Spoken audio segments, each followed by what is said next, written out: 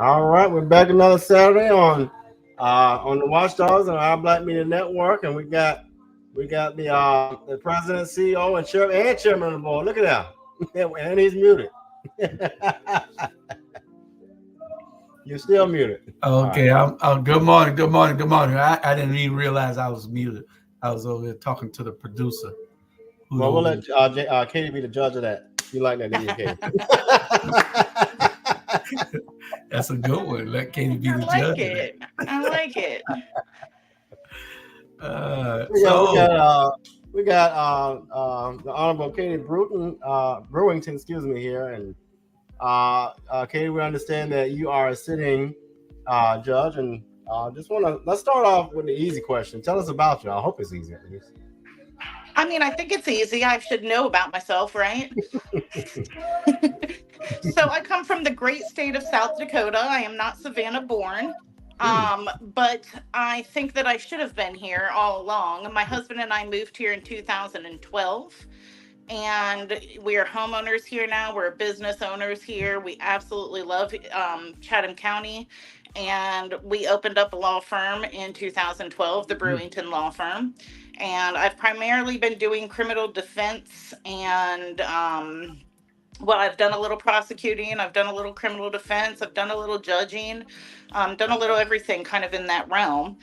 So, um, I also, before law school, was a probation officer. Hmm. So that's just kind of a little bit of a background of my experience and me coming to the town here. How cool! How cool! Now, South Dakota. And if I'm going too far, let me know. Um, do you have any ties to the Native community, or just kind of just where I was born and raised? So it's just where I was born. I was Gotcha. actually raised in Pennsylvania. I've lived in Gotcha. 5 different states. I'm running from the law, is what I tell people. Um, so if you can't beat them, join them, you know? Yeah. Hey. So, Katie, you're running for. Tell us what you're running for. I'm not. I hate the term. What are you being? What you're a candidate for? What position? And what is that position about? I mean, we hear somebody. We have like 100 people running for judge, and we're like, okay, what does that mean? And what do they do? And who's doing what? Absolutely. There's a lot of judges in this town. We have municipal judges, recorder, state, superior. I'm running for magistrate court. And magistrate court is often called the people's court. And it's because you don't have to have an attorney to come through magistrate court. Primarily on the civil side, they do landlord tenant, so dispossessory hearings, and then small claims up to $15,000. And then on the criminal side is where they do pre warrant hearings, where people apply to have other people arrested for certain things.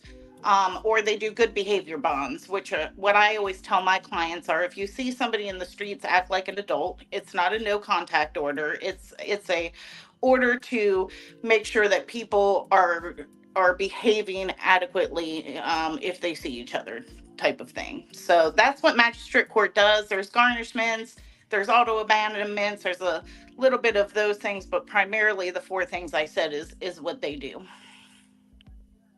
okay, awesome. Um, so did you tell us why you're running for judge?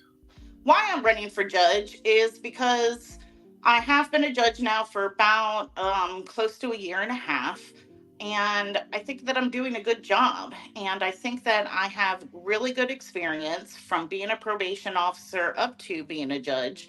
And that it's kind of the natural progression to serve my community. I've been serving my community in so many different ways. Um, Through criminal defense, especially, the main people that I have as clients are low income clients. I get them in two different ways. I get those clients because I have a contract with the city of Savannah to represent low income clients in magistrate court for those pre warrant hearings, and then I also take federal court appointments. So, between being a probation officer and then the criminal defense and being a prosecutor and now a judge, I think that becoming a full time judge is the natural progression of taking my experience and using it to serve others. Cool, y'all. So I'm downtown with a homeless ministry, The beautiful thing about it is they have the homeless folks come in First African and they minister. So that's what you all are hearing. So I'll mute when I'm not talking because I'm now just getting started. But That'd be a good idea. yeah, because and I love it. Resurrection Ministries of Christ, they do a beautiful job. But Katie, why would you jump into that? I mean, not that being an attorney is an easy job, but you pretty much can guide your own path. Why jump into that space of being a judge when now you have to adjust and do some things a little different?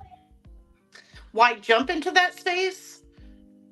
Because why not? If you think you're the best candidate, and I do, then I think that it is, like I said, a way to serve my community. And if we're not here to put here to serve other people and to help other people, I don't know what we're here for. So I just think that, yeah, we can do anything. I mean, lawyers can make as much money as they want.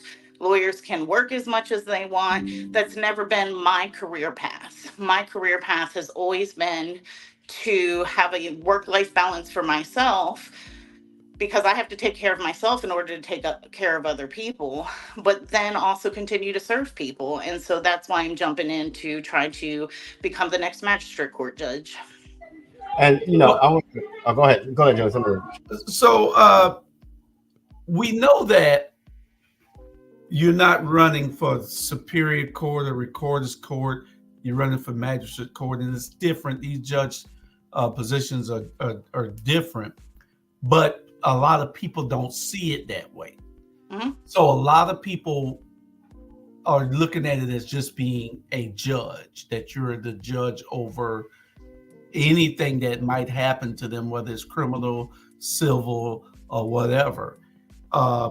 So I had a question that somebody asked on. We're on 8 different streaming platforms. We got 674 total, 675 total people watching now. And one of the streaming platforms I'm looking at said, how do you view the role of rehabilitation? So how do you view the role of the system rehabilitating someone? So I can speak to it, especially in federal court, because federal court has a statute that the judges are supposed to follow in order to find the appropriate sentence. Because in criminal law, you're not always just wanting to throw people away and, lock the key and then everything's going to be great and justice has been served. That's not the point. I think rehabilitation is one of the biggest reasons to have a judgment on people, is because it gives them a chance to do things and to prove to their community, to their people, to the judge and to the prosecutors and their attorney that they can be rehabilitated. Rehabilitation should be bigger than it is. I think a lot of judges view more, we should punish people, and that's all we're doing, and that's not what we're doing. That's not what we should be doing. We should always be looking to rehabilitate people, because that's the ultimate goal. For example, right now I sit in Pooler and Recorder's Court, and we do a lot of traffic. And when somebody comes in with a driving with a suspended license, my ultimate goal is just to get them to be a legal driver. I'm not trying to punish them. I'm not trying to, throw the book at them. My ultimate goal is, let's see what we can do to help you so you can get your license back. And then let's see what we can do about this ticket to ensure it doesn't re-suspend your license. So rehabilitation should be on the forefront of a judge's thinking at all times. Yeah, and Carlton just joined us, but I'm glad you said that's a segue to what I was going to ask a moment ago. I think, and I talk a lot about this. I think our criminal justice system and our legal system, our judicial system is way out of whack. It needs to be revised in so much as that what you just said.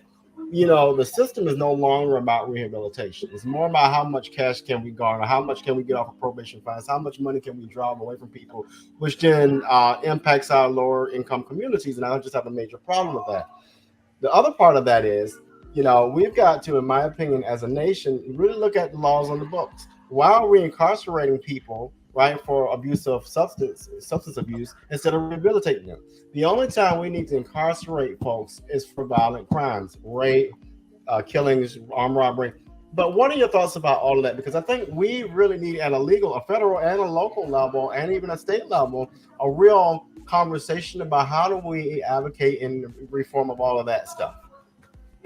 Yeah, I mean, the one thing that I always have to do as a judge when I'm elected is that I have to follow the laws that are there, you know? And so I would love to change the system. We all want to come and change everything, but I can only do what I'm going to do out of my courtroom. And that is to keep that thought of rehabilitation in the forethought of what I'm doing, because especially, magistrate court has very quick repercussions. You come into court and you may be coming in the front door and leaving in the back door with the sheriffs and going to the jail. That's a very real repercussion. And all of my clients say, well, I don't want to go to jail. Well, of course you don't. I don't want you to go to jail either. Nobody wakes up and says, yes, I want to go to jail today, surprisingly. But you always have to be looking at that and making sure that you are doing everything that you can without representing that person, without legislating from the bench, without that type of thing, to just make sure that you're always looking at what can you do to help others rehabilitate and get on track. With dispossessories, my ultimate goal isn't going to be to kick out every person out of their home. I want people to do the right thing, and I want it to be fair from not only the landlords but also the people that are the renters. The process needs to be fair for both of them.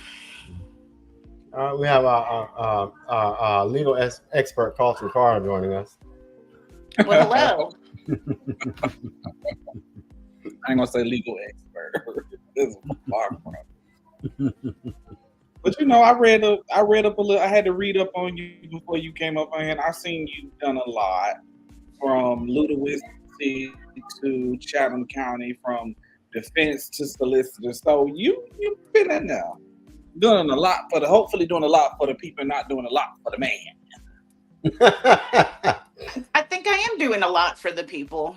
Before you came on, I said that I've tailored my practice to make sure that I'm representing mostly low income clients. That doesn't make me the richest lawyer in town. I'm not going to be on the TV, and I'm not going to have billboards and all of those things representing low income people. I'm going to make a good living, don't get me wrong. But I think it's very important that somebody with experience that has the passion to help people should take cases, of disenfranchised people that can't hire their own attorney and need somebody to walk them through the process. So you do private practice. You do private practice too, correct? I'm in private practice. I work for the Brewington law firm. It's me. I answer the phones. I do the IT. I clean the bathroom. I do everything at the Brewington law firm. Um, I've always kept my practice small so I can do everything myself. And I have always tried to keep different types of revenue coming in. So I've done court appointed through the state system. I've done court appointed through the federal system. And I've had my contract with the city for magistrate court. And then now I sit on the bench in various courts. And so I'm in private practice, but I'm still serving underserved communities while in private practice. And sometimes it can get confusing for my clients because to them, I'm just their court appointed attorney. But I assure them if they wanted to give me $10,000, I would happily take it. Well, they'll probably get your full blown attention if they gave you $10,000. And that's the thing, Julius, is that's what clients say is, I wish that I could give you some money so you would do a better job on my case. And that's I can understand why people think that, because they didn't pick me, they didn't vet me, they didn't get to interview me and say that's the attorney that I want for me. They just got stuck with me. But I think that there are very good attorneys that are court appointed attorneys. There are very bad attorneys that are court appointed attorneys. There's good and bad retained attorneys. And so I work, if somebody gives me $10,000 or I'm getting paid X amount of money per hour through the system, I'm going to work just as hard for both of those people because that's what they deserve. So you think that what's your take on, is the system fair to all people, regardless of, is justice really blind? Does No, the scales even? Give no. us your take on it. No, 100% not. The four of us on this show right now, we all go driving in the same car down my street in the state streets with tinted windows and rims, and I'm gonna drive perfectly fine and get and be gone. And there's likely that one of the three of you is gonna get pulled over because you have a tail light out or because some crazy, crazy infraction that is seen. I don't worry about that. I It's 100% not equal. It's not fair to people, and that's where people like me can come in and say, you know what, I don't care what color you are, what race you are, what gender you are. I'm going to use the laws and I'm going to utilize everything that I can to make sure that justice is served for you. Because I'm your attorney, I can ensure that it's going to be as fair a system for you. I unfortunately can't make it a fair system for everybody. But as an elected official, I can touch a lot more people and I can create a courtroom that is more equal. And so it does give me a platform to do at least what I can do in the realm that I'm in to make it as equal as possible, because it's not. It's not, and anybody that says that it is either foolish or lying. Okay. So this will be your first term as magistrate court judge, correct? Yes. It'll be my first time in that court, yes. I've sat in Bryan State Court, I've sat in Pooler Court, and I've sat a lot in Recorder's Court. So I've done traffic tickets, misdemeanors, felony and misdemeanor preliminary hearings, first appearances, those types of cases. We've done bench trials, um, for smaller things here and there. So the thing is that the rules and regulations that I'm using in the courtrooms that I'm in now are going to be similar to the ones that I can use in magistrate court. So my experience will make me ready to go on day one when I get into magistrate court, even though I haven't sat there before. Plus, I have a plan. I mean, if I do get elected on May 21st, I don't have to shut my practice down till December 31st. And that gives me several months to mentor with the judges that are there. The judge that I'm hoping to take his seat is one of the biggest mentor judges in all of the state. If I would be crazy not to take the time between now and January to pick his brain and learn everything I can from him. Okay. I'm glad to hear that. I'm glad to hear that, Kate. I think all of us, we get excited about entering these new spaces and don't take the time to really garner some wisdom from people. So that's good to hear. I'm never afraid to say that I'm not the smartest person in the room. That's a lot of times people have robitis and they think because they put a black robe on, they're automatically the smartest person in the room. And I'm never going to be that person. I always know that there's people that maybe not even necessarily smarter, but see something that I don't see.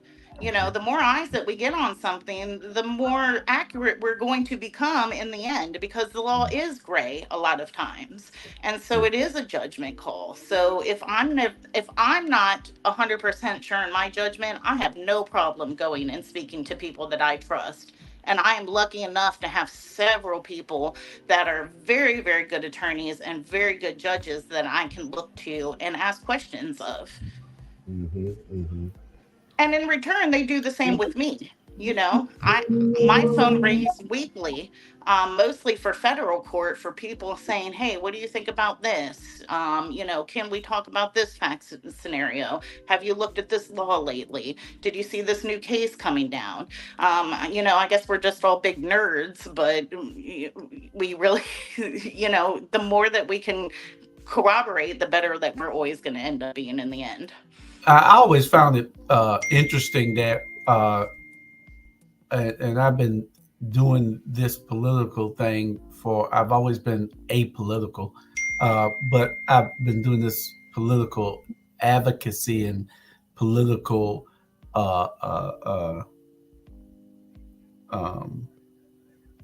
this political work as a consultant for over 9 years now. And I always saw when it came to judges, because being a member of certain parties that I was affiliated with, we would recruit people to run for office also. Hey, you make a great person to run for office. You make a great, and we go out and recruit them, but we could never get lawyers to want to run against these judges. That's because y'all have to appear before them and y'all don't want to run against them and alienate them or something. So I think that's a little bit of it. It's very notorious in Chatham County that if you get elected and you get that I behind your name, that you are going to probably run up unopposed until you want to give up that seat. And we also have a lot of judges that probably should have given up their seat a while ago, but they just don't want to give up the power.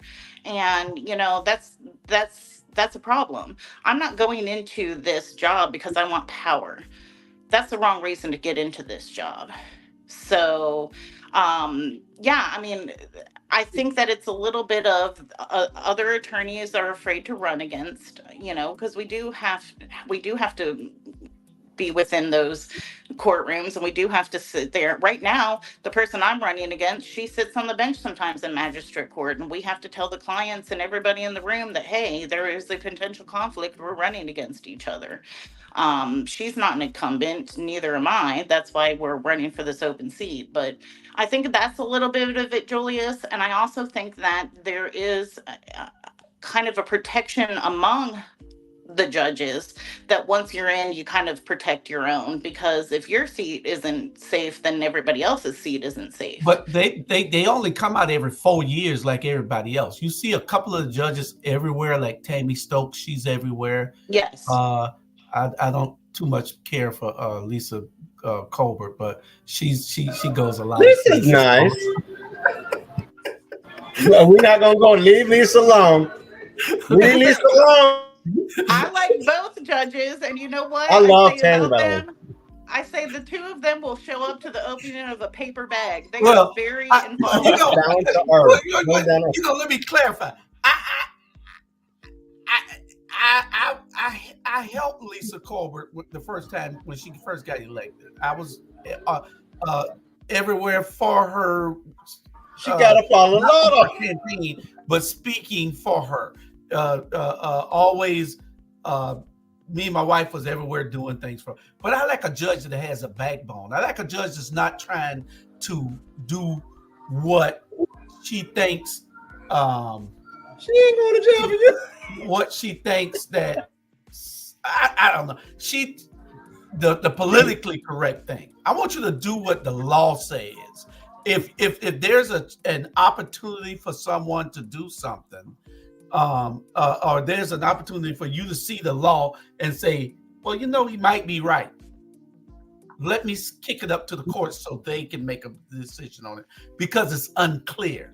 And I like a judge that has a backbone, that's not going to do what's politically correct, but what is correct, and in light most favorable to that person. If that person is not trying to violate the law, if that person is trying to do to better the situation, then do what's right, And you have that gray area. It's a gray area in there where you can find something against it and you can find something for it. Every time in law, that's how it works. So, and it ain't just plain and simple and cut and dry. Yeah, and you know that from practicing law. You're talking about loopholes. Loopholes exist. And I agree that the loopholes exist, and then sometimes you can kind of skirt a loophole, but you gotta be careful with that too, because with judges, as soon as Keisha gives a call to you, as soon as they look left, here comes WTLC with their foolishness. But do everything to help me when I come before you. That's all I ask. Yeah. You So, know, Katie, if you see him, I seem to be Katie, if you getting see him that a pull up, you lot, better run. Julius. That's so shady. That's so shady. The two What? things I get What's Katie is Carlton?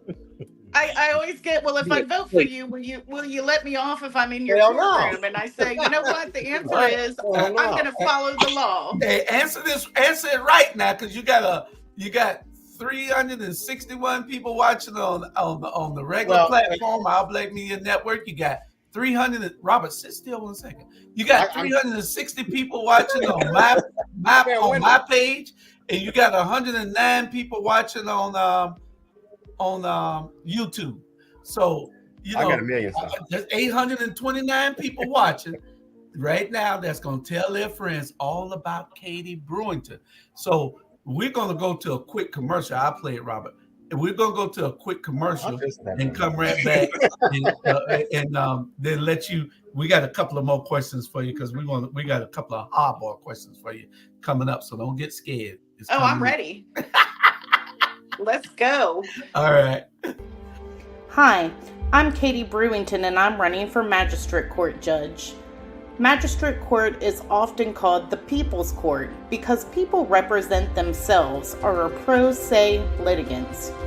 Magistrate Court handles civil claims up to $15,000, dispossessory proceedings, pre-warrant applications, and good behavior bonds.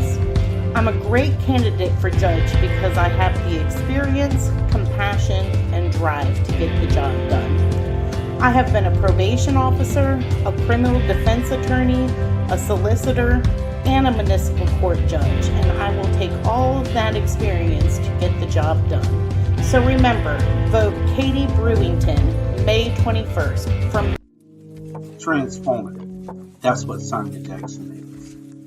Creative. That's what Sonya Jackson is. Compassionate. That's what Sonya Jackson is. Leadership. That's what Sonya Jackson demonstrates. Dedicated. That's what Sonya Jackson is.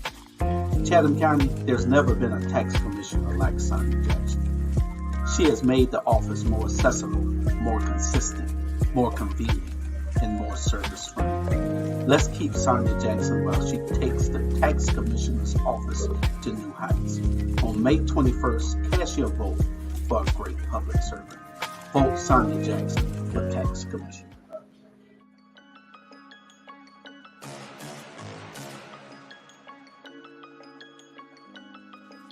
Hello, I'm Richard Coleman, and I'm running for the office of Sheriff of Chatham County. And when I'm elected, I promise to inspect what I expect. Chatham County, it's time for a change, and that change is me, Richard Coleman.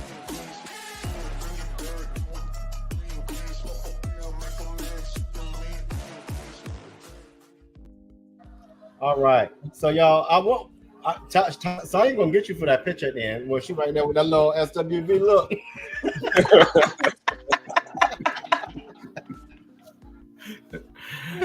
We back. We here with Judge Katie Brewington. She's a sitting judge in Pooler, Georgia, and then she's running now for the Chatham County seat of Magistrate Court in Chatham County. So, Judge, we appreciate you coming out. Absolutely. And we ever get a ticket in Pooler, we just hope that we go in front of you. Yeah, now I know I can speed. I can speed in Pooler. Well, I don't see any of y'all speeding, so it shouldn't be a problem now. Don't never pull my record. Never. Okay, so tell us, how do you, one of the other questions was, how do you handle cases involving sensitive topics such as race, gender, and religion? So I think that every case can have a sensitive topic. I mean, race, religion, gender is going to come into almost every case. So I think that you just handle it the way you're going to handle everything. You make sure the process is fair. You make sure that people are getting equal justice. And you do everything that you can in your courtroom to ensure that everybody's rights are being, not being violated. Everybody's following the law, and that everybody's getting a fair shake of it is a good way to say it. All right. Okay. Well, Call No, I back. got a question. We got another candidate, by the way, y'all. Y'all need. I know y'all excited. This is why I tell y'all let's do an hour per candidate. No, Jay don't come on to 12:45. Oh, excuse me. Oh, well, Jennifer Lewis made this statement the other day. Well, in an interview she was doing, she was like, "The greatest leaders surround themselves with generals." And if you had to say you had to, do you have a group of people or a team that if you feel like you need to consult outside of what you actually know to get a broader spectrum, do you have those people to consult with? 100%. I think I had that before I started this campaign, and I definitely have it now. One of the people that I respect the most in my life, and I should, is my husband, Anthony. We've been together for 15 years. He's the one that I look to he's one of the smartest people that I know. I have a lot of mentors and a lot of people within the legal community that I can look to for help. And then I have friends that are outside of the legal community, because sometimes you just need eyes to look at it that aren't critical and haven't been maybe a little jaded that day or something like that, and get some new eyes looking at it. So yeah, and I also believe that if you are lucky enough to have this community around you, then you need to reach your hand down and you need to help others up with you. One of the things that I have always tried to do, and my husband and I have maybe had a little disagreement about it, is I've always tried to help other attorneys maybe go out on their own and start their own practice, or start working in federal law, or start doing bigger cases than they're used to. And my husband always says, hey, you're training your competition. And I don't believe that. I think that I'm just helping train others. That I wish I would have had that when I first came to town and I was a brand new baby attorney, and I didn't. And I had to figure everything out on my own. So not only do I believe in having that community around me, I believe in reaching my hand down and bringing up people along with me, because the better that we all are together, the better the system is going to run. I thoroughly agree with you on that, because currently I serve as a bus driver for Chatham County, and the one thing that I always try and do is when I get as we said, the babies come in, I try and educate them and teach them the ways so that they learn and they grow and be the best people, so they'll stay and they'll love what they do. Yes. So the fact that you sit there and you go out and you mentor these baby lawyers or these other people out here around you to make them better people so that they'll be better people throughout their career is absolutely amazing. Well, thank you. Okay. Now we know you. Do you have aspirations one day to sit on the Georgia Supreme Court or the U.S. Supreme Court? Everybody asks me that, Julius. They say, are you just going to use this as a jump off? Because magistrate court isn't the sexiest court. Half the time people don't even know where it is or what we do there. But no, I think that if I had the chance to move up, I would have to seriously think about it, because I think that magistrate court is very important. I think that it's doing very important work. And I believe in, when you do something, you should try to be the best at it. So just like I said, the judge that's leaving, Judge Barker, how he goes around the state and he mentors other judges and he helps write statutes and he helps write policy. I would like to become that for magistrate court as well, because somebody's got to do it, and so why not it be me? Do you have a compelling story that you like to tell about sitting on the bench, and what made you want to be a lawyer, and what made anything that ever wanted to just throw you away from the practice or really pull you in? We got about 10 minutes left, about 8 minutes left before we bring on our next person. Do you have one of those stories? I think those stories, it's funny because I feel like I'm on a roller coaster on a daily basis, because I wake up and I love my job, and by 10 o'clock I hate my job, and then by 1 o'clock I love my job again, because I'm touching a lot of different things throughout the day. And so I might talk to a client who's very appreciative one moment, and then I have to talk to a U.S. attorney who's arrogant and thinks they know everything the next. A compelling story, I can tell you about a lot of people that I think that I really helped. I helped in their life. And, I'll start with this. So when I was a probation officer, I was young. I was in my 20s, and I thought I knew everything, and I had a little bit of power with a badge and could arrest people. And people would say, "Oh, you follow the rules and you're strict and things like that." And I said, "Yeah, because I'm doing that in order to help you. Because if you can be successful in this, then you will rehabilitate and you'll be able to move on with your life and not have this hanging over you." And so a couple times I had clients that were horrible to me. They treated me like crap, and the entire time just hated me for being their probation officer. And then they would call 6 months later. They would call a year later after they were off of my caseload, and they would say, "Thank you. You did exactly what I needed at that moment. I needed somebody to be hard on me. I needed somebody to make sure that I was following the rules because I wasn't going to do it myself." And so I think that's what led me to law school. When I went to law school, I was not going to practice criminal law. That was not ever the dream. I went to law school because I was smart and I took the LSAT and I was accepted to schools, and I said, "Hey, why not?" I don't know that I necessarily had this great burning passion, and that's what everybody wants to hear, but I don't think I did. I think I did it because I could. And then when I got out and I started helping clients and I started seeing that I could help somebody, and I could help them rehabilitate, or I could mitigate their circumstances, or I could walk them through. I've represented a murderer in federal court. It was very obvious that he had done what he had been accused of doing, and we went to jury trial. And but I was still able to make sure that he understood the process. He had somebody standing in his corner. He had somebody to fight to make sure his rights were not violated. Because I was explaining to a police officer the other day. They said, "Oh, you're just sleazy as defense attorney, and you're trying to find loopholes and get people off." I said, "No, I'm policing the police. I'm making sure you're following the rules so everybody else rights are not violated, because otherwise we would have complete chaos." A specific story. I have a client right now. It breaks my heart. He's going to probably end up doing about 5 to 6 years in federal prison for being a felon with a firearm. And why it breaks my heart is because he was just sleeping in a car at 4:30 in the morning in the wrong neighborhood, and the officers saw a young black man in a car and decided to stop and talk to him. And he got scared, and he woke up, and he saw he was surrounded by police, and he was scared out of his mind, and he got out of the car, and he was sitting on a gun. We did a suppression hearing. I believe that they didn't have the right to go and talk to him.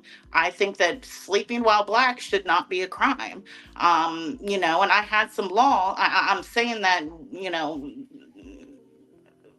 I had law to back up that they should not have been able to come and talk to him and stop him and knock on the window and open his door. Judge saw it differently. And so I had to go into the jail the other day and tell him, "I'm sorry that we lost, and we don't have any more defenses, and you're probably going to need to plead to this. And you have 2 armed robberies by intimidation on your background, and you're going to do a severe amount of time in prison."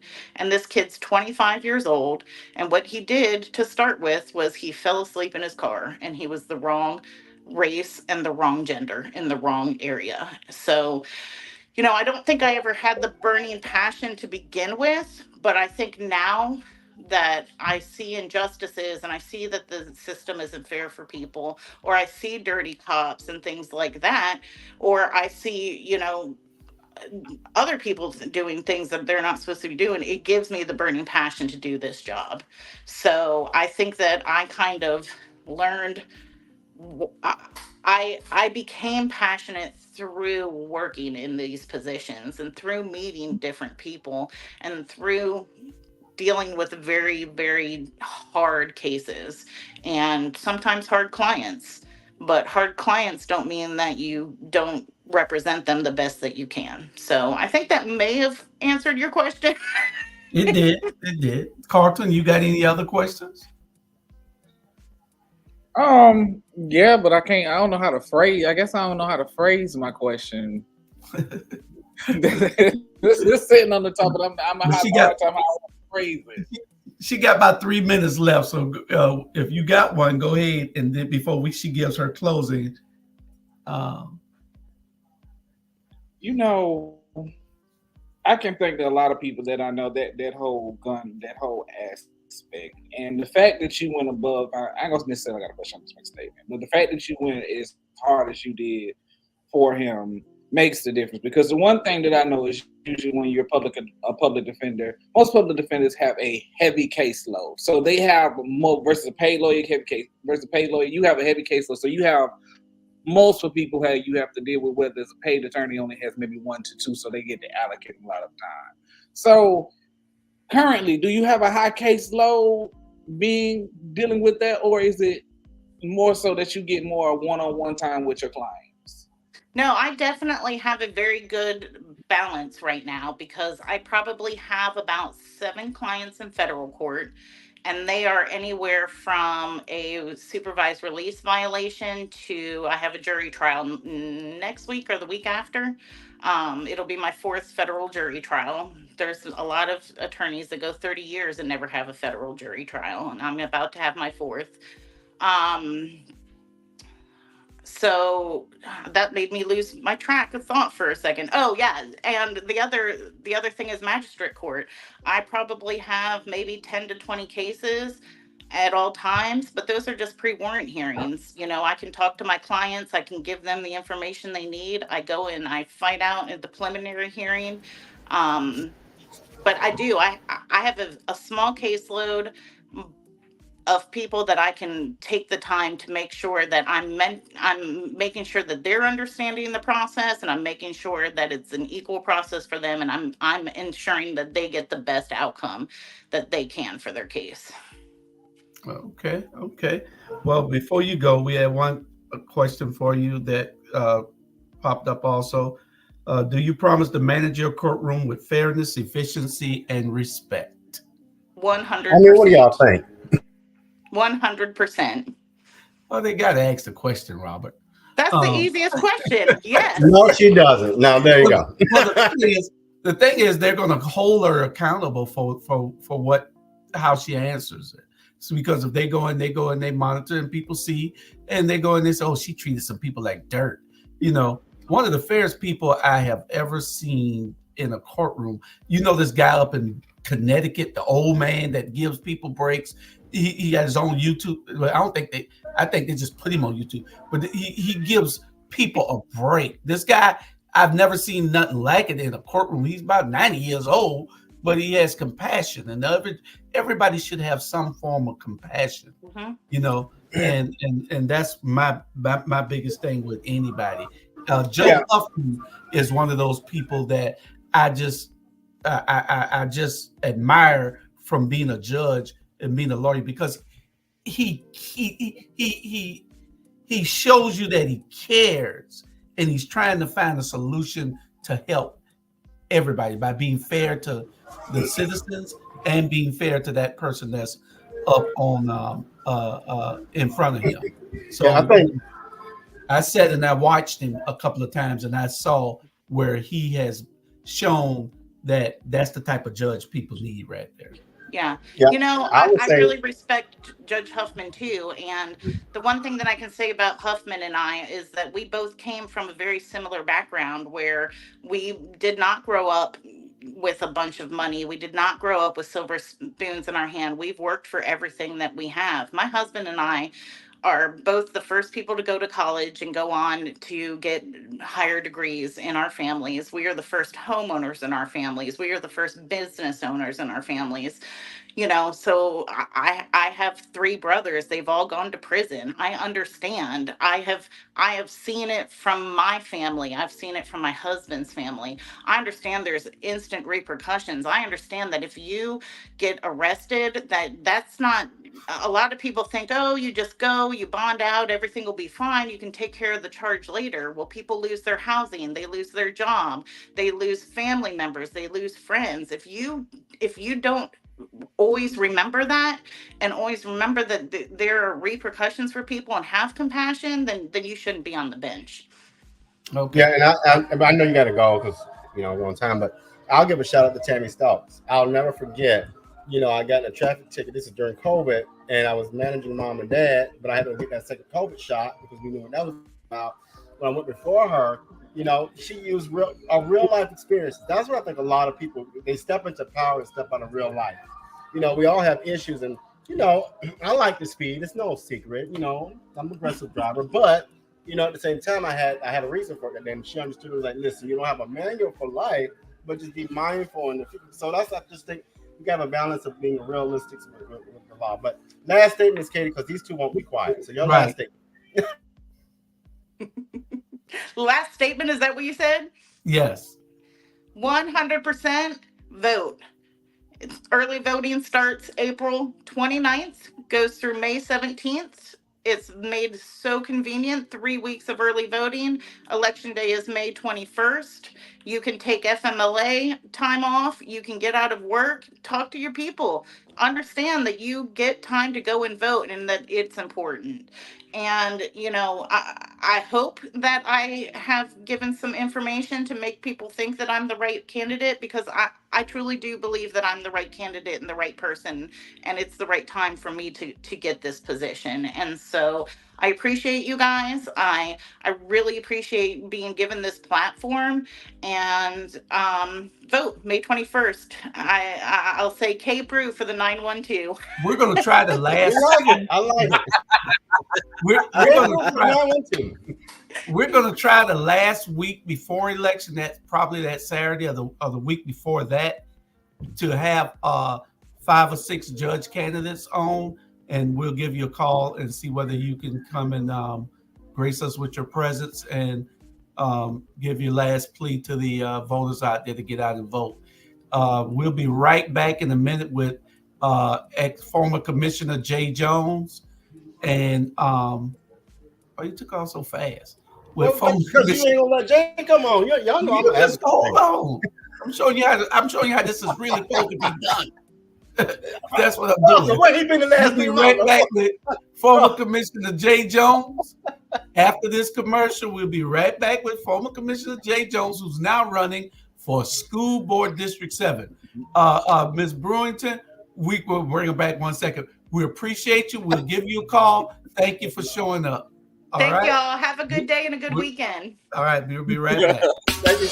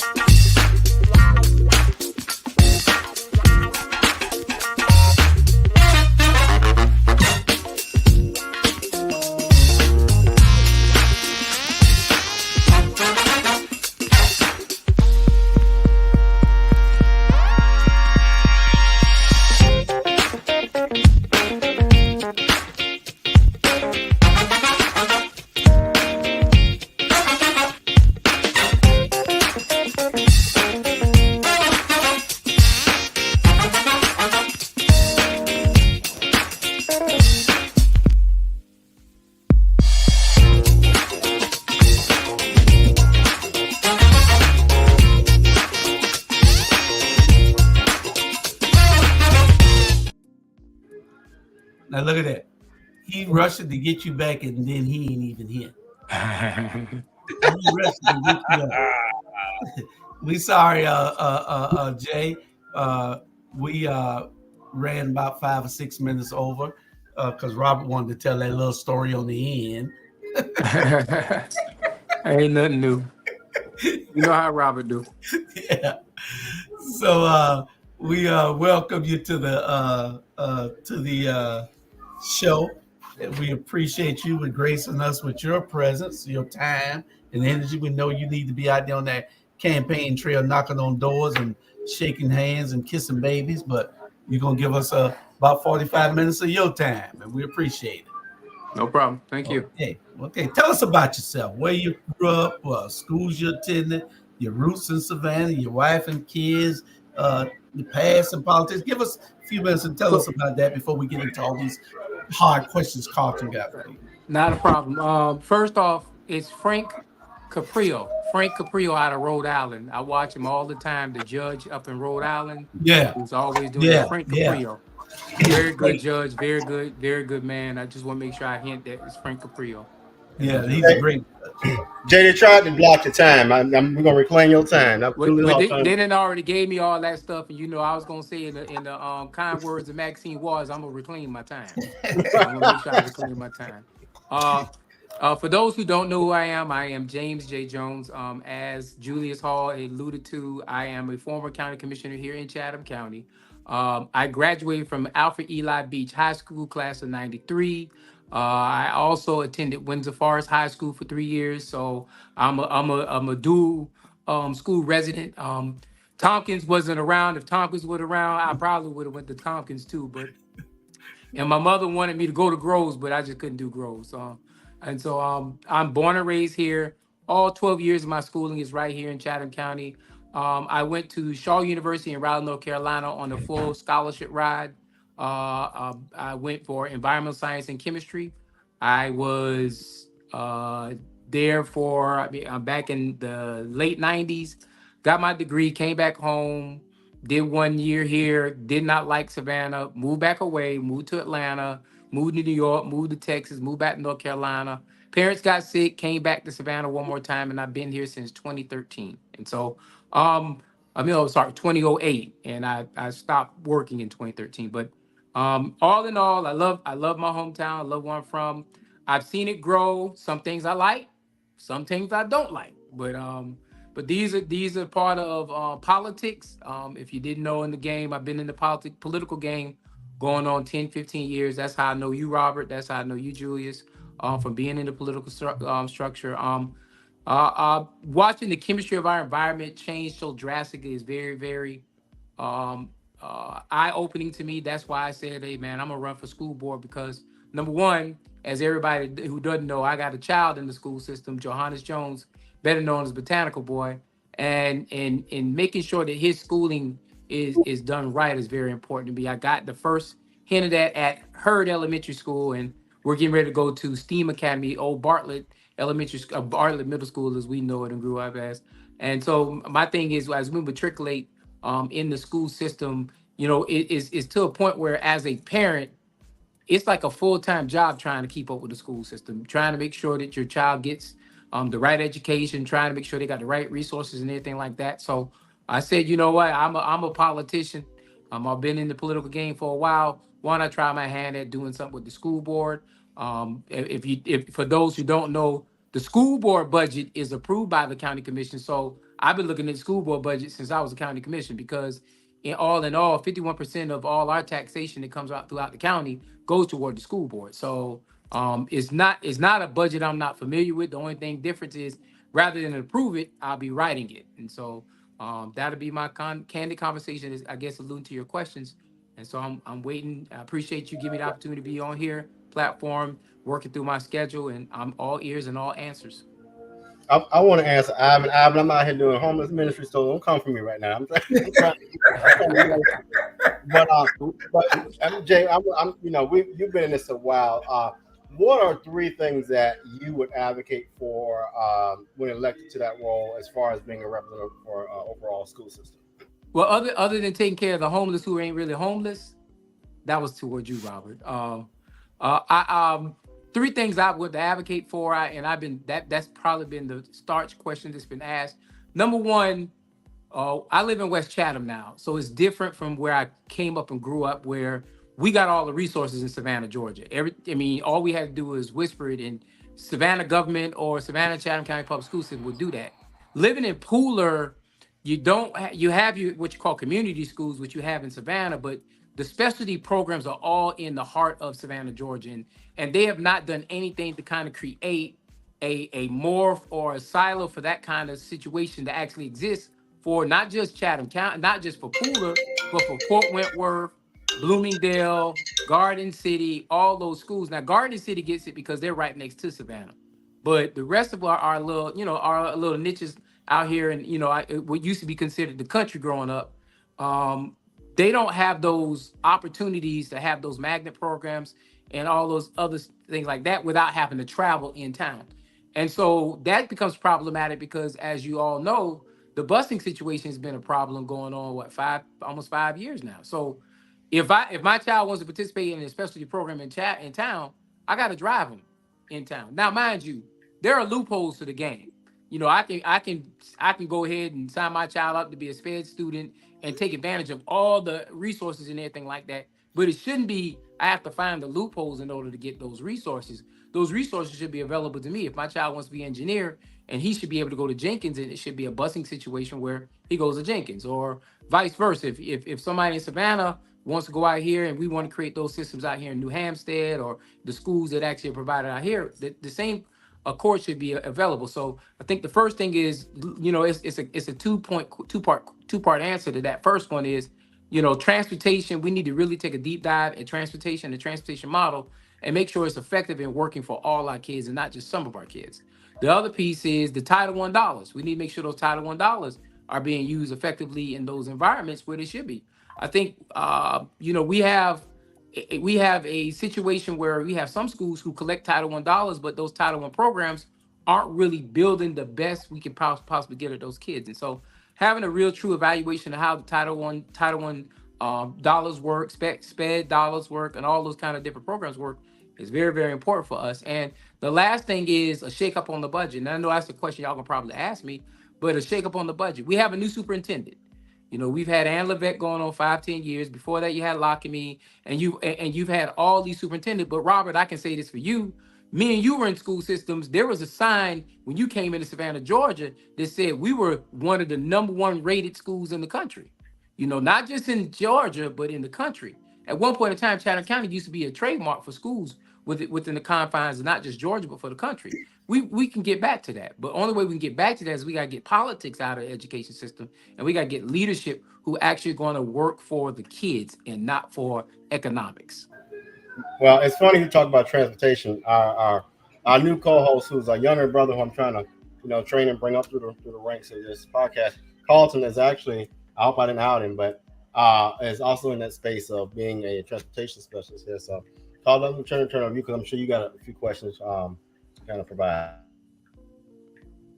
Everybody's favorite question is always, we want our kids to be bused from here to there. We want our kids to be bused from here to there. But when it comes down to it, like right now, we're currently in the process of doing the mileage report of how many miles we actually travel from route to route. When it came to those busing kids from West Chatham all the way from Port Wentworth, way out to the Chatham County line to, as you say, the STEAM schools, but it's a cost. And the fact of the matter is, y'all don't have nobody in Chatham County has the retention to keep bus drivers here. There's not enough money in transportation. No, let me say it like that. Transportation has a huge budget, but the money that the bus drivers should make, they don't make. Because the one thing that people have to realize, they don't work all year. They only get paid for a certain amount of hours. So during the summertime, they're not getting paid. Me, I'm an 8-hour. Others are 5. The rest, most everybody who drives, when they come in, they're 5 hours. You also have to remember, you say they might be advertising they starting at $18. But at the fact of the matter, you got to take part of that money to pay them during the summertime. They only going to get a course of maybe $15 an hour. So you telling me you're going to come in. So what's your solution for that? Because that's the main thing. When anybody comes into a job, they're going to look at the money. Well, Carlton, understand this. I'm not just coming up here just running my conversation on this piece right here. Number one, I sat on this CAT board for 4 or 5 years. I've also talked with the unions as far as the busing is concerned, and I've also dealt with what goes on in Liberty County and all these other places. Carlton, the first piece that we have to recognize is this: each child brings in a certain dollar amount into the school system. If they're a SPED student, they bring even more money into the school system. If they're Title I, they bring in more money into the school system. And so each child is already bringing the school system, bringing $1 and anything like that. Now, if we're not starting to work toward doing that, we'll lose those dollars anyway, because you know what? They've already put in the legislature as far as the state house is concerned, where they're getting ready to propose where every child, that $6,500 or that $14,000 or whatever that threshold number is, it's going to be available for private schools and everybody else to be able to do it. And they're going to find a solution to do it. Now we can talk about the pay rates and all that stuff like that. We can talk about privatizing the school transportation system. But and Charles, the other thing is, I understand that the county plays a part in this conversation, and municipalities play a part in the situation because we got jacked up traffic coming in and out of routes coming. That's going to cause a time schedule with those kids as well.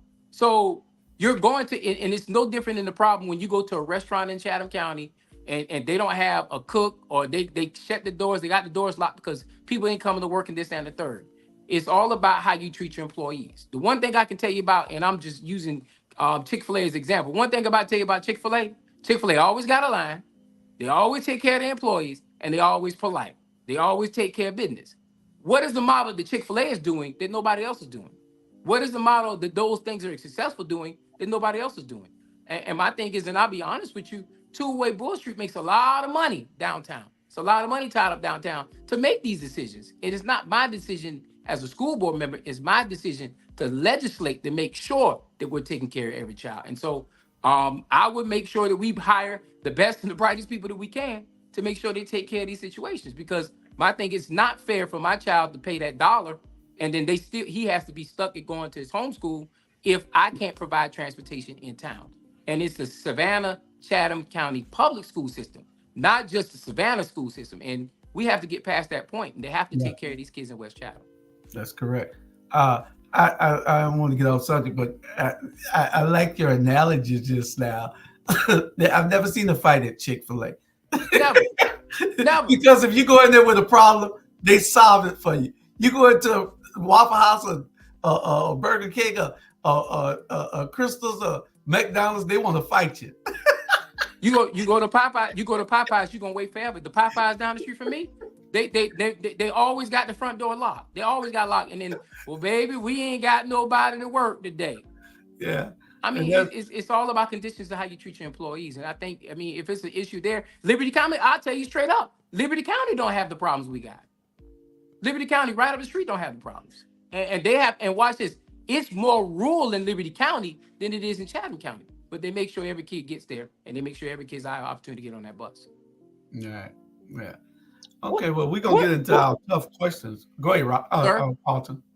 What does the 7th district what schools does the 7th district encompass?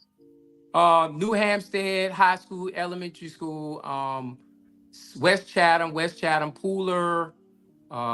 We have summer kids that come from the schools that's out there in the 8th district. I can't think of it right now, but it's all your new development, all your new schools. Pooler Elementary, Godley Station Elementary. We have more elementary schools than anything else, brother. It's part of Garden City. But we don't have none of Garden City. Garden City is all of it's really that. Berwick and Southbridge, they would be considered Garden City if they wake up, but they're not. They're unincorporated Chatham County. Yeah, but for the county, it's all 7. Yes, sir. Yeah. It's all 7 district, all the way, even Highway 80. The west side, part of Highway 80 over there off of by Kerry Hayes, that's the 7th district. Yeah. But not the school. The school isn't, though. I don't know why. The school is the 8th district because it's over there off of Kessler. Because what they do with us in West Chatham is they put a Band-Aid on us. It's the same thing they did when me and Robert were in school. They did a Band-Aid for the South Side. And Carlton, when I went to school here, I went to 5 elementary schools. You know why? It was all based on attendance. So every year, because I lived on the South Side, we went to a different school. Every year I went to a different elementary school. And so it's all about population. And those, whatever population had, where we can group that 180 kids, that's the school we would go to. And that's how Savannah Chatham was back in the day. Mm-hmm. Did I answer your question, Carlton? It did. Mr. Carter, did I answer your question, brother? It did. Okay, first question. Well, third or fourth question, but what is your take on teaching sex education and the rights of the LGBTQ? I ain't like how y'all blend that. I ain't like how y'all blend that. That ain't a good blend, but go ahead. They are two different. They are two different conversations, but I'll go ahead and give latitude to both conversations. LGBTQ, conversation. Number one, it's a part of our society. It's a part of our community. We have to acknowledge the fact that it's a part of our society and part of our community. I don't have any acknowledgement against or for it. I just think that it's part of our society and part of our community, and we need to make sure that we're taking care of those youth. If it's a youth piece that you're asking about, or if it's educating people about how they are in our community. Because I mean, it's no different in my book. Talking about how we need to be inclusive about women, how we need to be inclusive about ethnic groups. Is just a part of our society, and so when we separate it, you put blinders, you put highlights on it. And my thing is, I don't think you should put highlights on it. I think they're human beings just like everybody else. We should treat any class or whether you're part of the same. When it comes to sex education was in school when I was in school. So I don't have an issue with sex education still being in school. I don't think that you put a highlight or a high mark on sex education, because sex education now is different than when it was when I was in school. I mean, kids get the YouTube pornography is free now. I mean, you can go on pornography for free now if you don't have any filters. So sex education is viewed a lot different. So I just don't think that that's at my level that I should be stressed about, whether we should be talking about sex education or we should be talking about that issue. I think that's something that the school system needs to do surveys, evaluations, and making sure when we teach it, we're incorporating it to the point where we're not analog and it's digital, as far as kids seeing the digital and we're trying to push it out as analog, because I think that this day and age, it's a lot different when it comes to sex education than when I actually saw it when I was growing up. So those are my two opinions in those two conversations. And I try to keep them separate because I think what Robert said, I agree. You don't want to blend them because it kind of transcended that into a different kind of morph conversation. So Carlton, Robert, one of the you topics got a whole list now. I'm saying I'm gonna go. I don't know if I can't remember right now because I don't know what I did with the list at the moment. But we'll go off cuss, brother.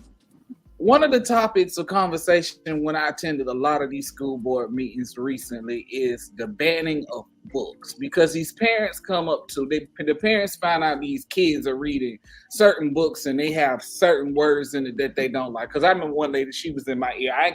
I know I can't say on air what the lady said to me in my ear because she was whispering and spitting in my ear about it. But just know it's kind of vulgar. But they was very upset that that the schools had these books in there, and they felt like the libraries of the school board should have vetted these books before they got in there. And I was like, so what's your take on this? Do you feel like they should have to individually read every book that goes into these school libraries before they go in there? Mr. Carter, I'm going to ask you a question. You ready? Go ahead. If you want to read something and someone tell you can't read it, but you really want to read it, what you going to do? I'm going to find a way to do it. You're going to find a way to do it. So when it comes to, I know you're asking me the question. I'm just putting the analogy back at you, brother. When it comes to books, man, you're not going to. First off, there's two different kind of conversations related to the book bans. Number one, I learned a long time ago. Julius knows what I'm getting ready to go. I learned time ago. You want to keep somebody from somebody, put it in the book. And what's happening now is, guess what, Mr. Carter, we starting to read, and because we starting to read. Now they want to make sure those books aren't available no more. When you're talking about books that's related to understanding slavery or understanding your narrative or understanding your history, especially as an African American, understanding your history, those are books that are being put on the list as well. Because you know why? They don't want history. And watch this. It ain't just about me and you and blacks learning the history. It's about their own kids learning the history of where they came from, because the best way to keep a person ignorant is not to give them the evidence that history actually existed. And so most history we got, the best history we got, is what's written in the book. Now, mind you, I don't understand a lot of books that I saw were banned. I don't understand why they were banned, because there were books that they wrote. And when I say they wrote the history the way they wanted to perceive it, or history should have been perceived. And now, because we're reading it and we say, okay, let's do our research. It's eye-opening. When I came up in school, when I had to write a paper, I had to get an encyclopedia. I had to read a book. We didn't have the internet. Kids right now is at the fingertips. There is nothing hidden no more. It's the same conversation about sex education, same conversation about books. You can get an Audible and you ain't even got to read no more. You can let the phone read to you now. Technology has come so advanced that my thing about conversations about what books are available to read and what books aren't available to read, kids ain't reading the actual natural book anymore anyway. My son got an iPad, a cell phone, a computer. He got all the technology in the world. He ain't picking up no book. He picking up a book because the teacher telling him to pick up a book. But if it's a book he wants to read, he downloads it, he gets it, and he reads it. So you can't keep subject matter from kids being able to read. I think we got to concentrate on the books, and what books we really want to focus on are those books that are history books that tell you about your history, tell you about your story, tell you where you come from, tell you where you need to go so you don't make the same mistakes your ancestors did. I think those are the books we need to concentrate on. But putting a full ban on books, and my thing is, there are certain times in the county commission, I just did not entertain those conversations. That's the conversation I'm going to entertain because I know kids are going to find a way to get to whatever narrative they want to learn, and they're going to learn it. So well, you know those the wacky ones, they're going to come there protesting and acting a fool. You got one I'm running for state rep now, I think. Yes, she is. But they had to tote her out one time on the police. Yes, they did. Her out one of the other meetings of the Board of Election meeting. Board of Elections meeting. But you got a whole group of these fools. The guy that ride around with the flag. Yeah, he blocked up the road yesterday. On Yes, sir. I love it. You got a lot of wacky people, and it's not just happening here in Chatham County. You got these wackos all over the country talking about banning books because it has sex in it. And like you said, you can get that's called insecurities. People are insecure about the things that they want to do, they can't do. So that's what that's about. Let's just be very wacky. They just scared to do what they want to do. I think that it's not only that, Robert. I think that they just want to complain. It's a certain element out there that just wants to complain. They don't want to find nothing right in anything that is being done. So they started with the school boards, trying to get the school boards to see how it works with the protesting and showing up and acting a fool. And it didn't work. It ain't working except in the redneck parts of the country. Well, let me slide this question to you because it's so ironic. I was just passing by the young brothers. You know, we have young brothers here in Savannah that don't sell their water, so on the corners. But it's no secret that our nation and our country and different school districts, including ours, have been disproportionately unfair to Black males. What can we do, or what would you advocate for to direct funding or resources or whatever for making sure that we have some type of specialized spotlight to support our African American brothers, more so in our inner city areas and our lower income spaces? I think there's efforts already being done. I know for a fact, it's kind of hard going into schools. We did during the Christmas holidays. Johannes donated paper. We did donate paper to 25 schools. When we do that, the first thing that's always asked is, can you come in and start a mentoring program? And when we look at and we look at the numbers, they used to talk about how Black males are not involved in the parent household like they used to and all that stuff like that.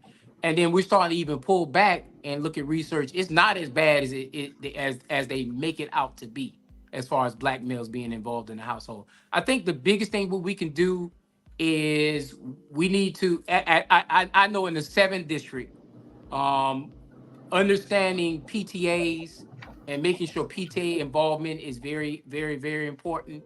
Learning what the parents are going through with their kids is very, very important. I think you can see it, Robert, and I'll call it for what it is. You go to the Islands PTA. Islands PTA is probably one of the most well-organized PTAs in Chatham County. And what they do is they put their dollar with their voice. Then you go to the other side of town, you go to Hodge PTA, and I call them out because I've gone to these PTAs and I've gone to these schools as a mentor before, and you go to those urban schools, and parents are not involved. And right. So I think the first piece that we have to do, first caveat I have to do is we have to build our PTAs. We have to build our PTAs. And a lot of times, Robert, you know what? Us as elected leaders, We don't build our PTAs. You know why? Because when we build our PTAs, we actually building something that can hold us accountable. And we don't want to be held accountable. So therefore, we like the system broken and fragile the way it is. And my thing is the PTA system is probably one of the strongest systems, if done correctly, can fix a lot of these problems, a lot of these struggles we have in our school system, because it can challenge our leaders to step up to the bank and do what needs to be done. And so reinforcing that conversation with the PTAs is probably one of the strongest conversations I have, making sure that the schools have the resources, and look at what the resources they didn't have the year before, and look at what resources we need to provide for the next year. And that's a budgetary conversation. Like, for example, I hate the fact that when we look at schools, we look at a Godly Station, and we look at a Hodge. Godly Station is going to be in a business district that's going to have a lot of dollars that can actually filtrate into that school, versus Hodge won't have all that. But then you look at looking at the base of it, you also look at the core structure of what those communities look like. And those communities don't understand the need of creating a budget, the need of holding the teachers accountable, and what's up, and stuff like that. And then so those are the schools that need the resources like an extra counselor, or extra guidance counselor, or extra teachers, or sped teachers, or whatever kind of other support systems that actually work in those schools to actually make those schools better. So I think a true evaluation and making sure that each school, even though you want to try to give them the same dollar, but you got to make sure that each one of them is given the right resources to actually make those schools better. And that's, I think, what we need to focus at. And you're absolutely right about them PTAs. One of the best islands do got one of the best PTAs. Herd actually the best, has brother. The best. Like, and but when it comes down, and I also look at it as the fact that and you called it, and then you hit the nail on the head. The economics of the area. Those parents out there on the islands, a lot of those are one parent households, and they do very well. A lot of those kids don't ride the bus, surprisingly. A lot of their parents come pick them up, drop them off, so they have a more active role where they're free. Versus the parents at Hodge, they work all day, they have to work a lot more because they don't have the economic resources in the household to sit here and say, hey, one parent is going to work and we're going to lie and we're going to be on this PTA. So you are absolutely correct. The community involvement is the key to getting everything done, but it's hard to get people to see what they don't want to see, because the eye only sees what the mind is prepared to comprehend. I agree. Okay. Well, Robert, he done left off again now. No, I'm back. I had to check on y'all. Know I had to come check on Mama real quick. So I'm back. We had another question before we go to a commercial. Let me see. What's a good one for him? Well, I definitely want to ask this. As you said, we have a new superintendent, and it's important that while we don't give her a free pass to do what she wants, how do we kind of, support her in a way that is right for Chatham County students, but also advocate for things that, are best for our district, because we know that what was working in Texas or what when she was coming through as a student may not work well for Chatham County. So how do we balance that piece of making sure we be supportive, but also, demonstrate what has worked well and what is kind of good for our students here in Chatham? I think the first point I want to point out when it comes to that conversation, Robert, is the fact that we unanimously, all 9 board members unanimously voted to bring this lady in. Nobody voted no. They may have had a 1 quorum statement or whatever case may be, and I didn't look to see if anybody had statements. When I saw it was unanimous. So when we unanimously put somebody in play without any quorum, that means we're accepting whatever she's offering to us. In business, when you unanimously put somebody in play, you accept that person for at least 6 months to a year so we can see what their strategy is, their play is, whatever case may be. Now, mind you, it doesn't mean you fall on the sword on everything she puts out there. You still give her guidelines, you still give her support, you still give her those things that she needs to have. But we unanimously put this young lady in this office. And so that means we need to be putting as much support as possible with her. But watch this. I don't do this often, but what I found out, which kind of pushed me to run for public office, and especially for the school board, is we have the person who I'm running against, and I'm not gonna do this often, Mr. Carter. I don't do this often, but we have the person I'm running against. He was over the budget committee, the most important committee there is when it comes to school system, and he wasn't showing up to meetings. He wasn't even calling meetings. We wasn't even doing anything budgetary wise to actually make this thing happen. And so when you got school board members not even following through on what they need to do after you put somebody brand new in office, that's our problem right there in a nutshell. And my thing is, you also got to look at the fact, Robert, that the budget we approved this year will be her first budget because she was working on the former superintendent's budget all last year. So whatever budget she presents now is going to be her budget. And so we got to look and we got to pull down with good eyes to make sure that when she puts forward this budget, there's some changes that's going to be earmarked. And some things we should accept the first year. Some things we should say, hey, next year we'll put that in the budget next year.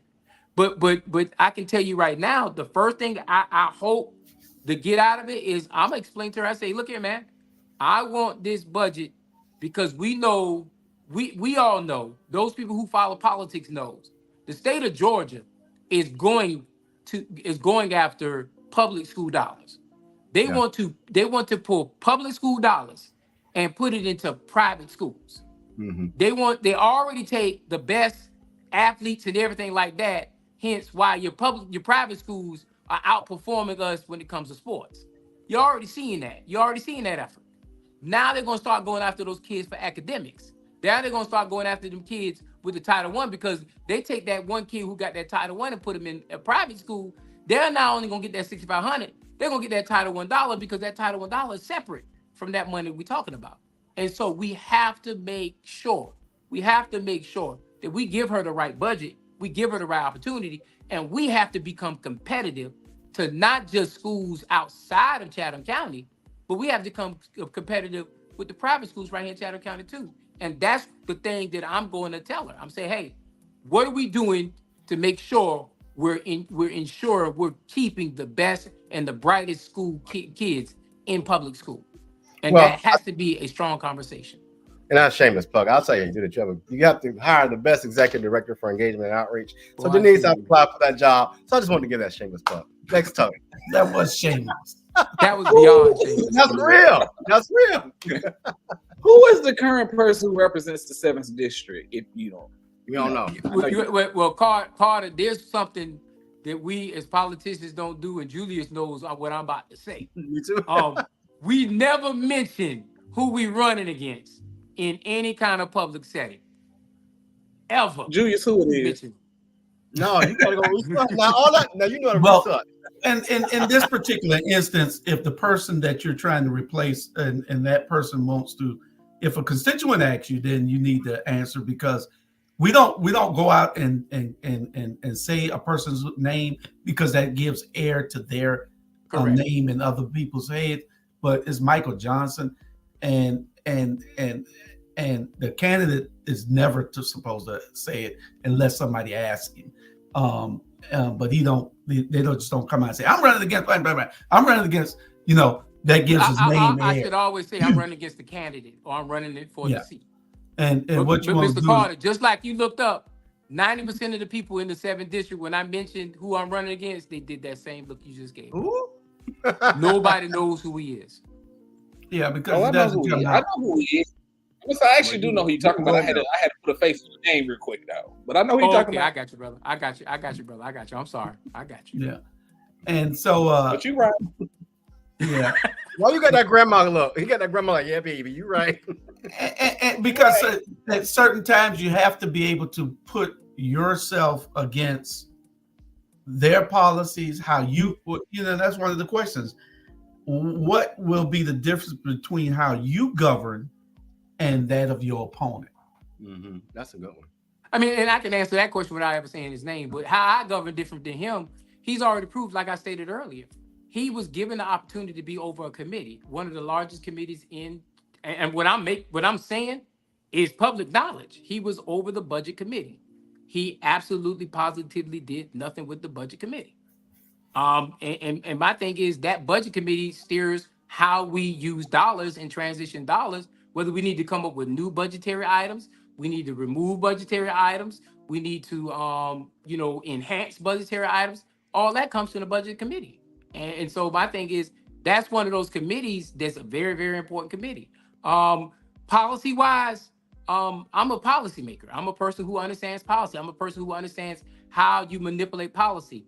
Coming from my seat is a little harder because I don't have Savannah at interest, and Savannah has 4 policymakers on the board. So those 4 people are always going to be Savannah driven, where I am going to be Pooler driven, where I'm going to be West Chatham driven. So my conversation has to be with the 8th district.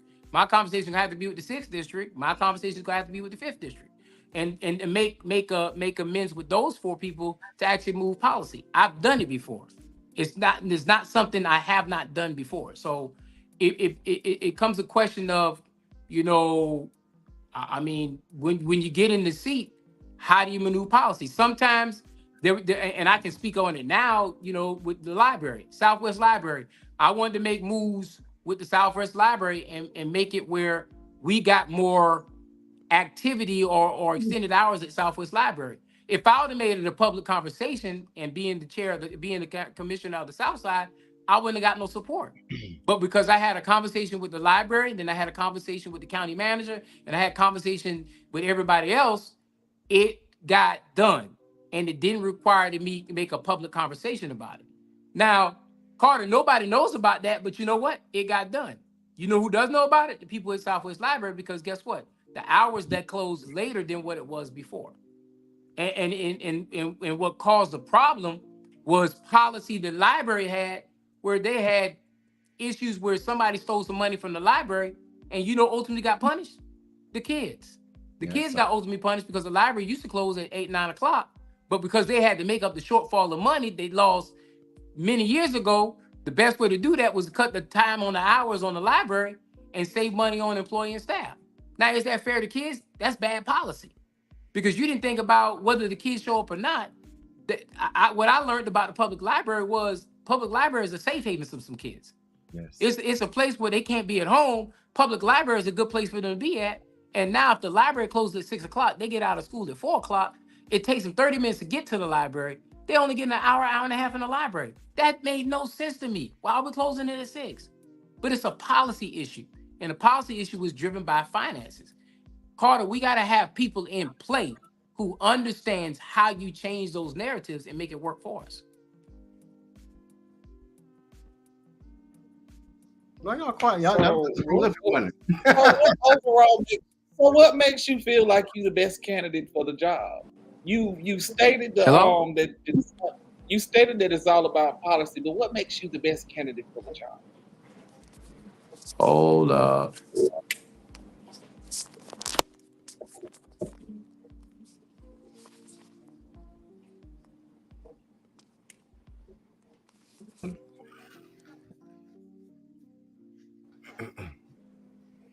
I got you.